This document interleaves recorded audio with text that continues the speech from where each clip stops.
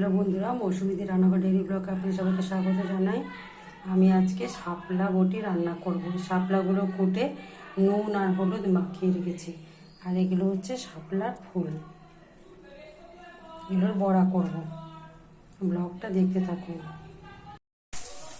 বন্ধুরা। আমি শাপলাতে বটি করব, তার জন্য তেল দিয়েছি আর কালো জিরে ফোড়ন দিয়েছি। এবার শাপলাটা ছেড়ে দেবো।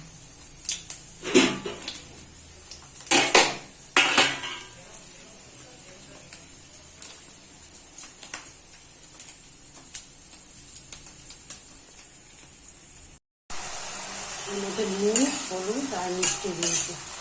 কিন্তু একটু মাখিয়ে রেখেছিলাম, জলটা তো নুন জলটা বেরিয়ে গেছে, সেদ্ধ হয়ে গেছে। সামান্য একটু নুন দিয়ে একটু মিষ্টি দিয়ে আর একটা দুটো কাঁচা লঙ্কা চিড়ে দিয়ে এবার চাপা দিয়ে দেবো। এমনি এর ভেতর থেকে বন্ধুরা জল বেরোবে। বন্ধুরা, আমার শাপলা বড়ি রেডি। আপনারা করে খেয়ে দেখবেন কেমন লাগে। আমাকে লাইক সাবস্ক্রাইব করবেন। আপনারা সুস্থ থাকবেন, সাবধানে থাকবেন।